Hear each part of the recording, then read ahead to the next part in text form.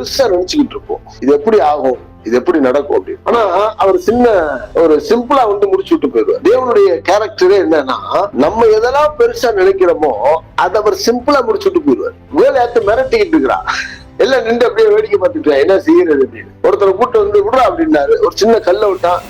பாருங்க, கோலியாத்து பெரிய மலை சாஞ்சிச்சு. தேவன் எப்பொழுதுமே பெரிய காரியங்களை சுலபமாக நமக்காக செய்து முடிப்பார்.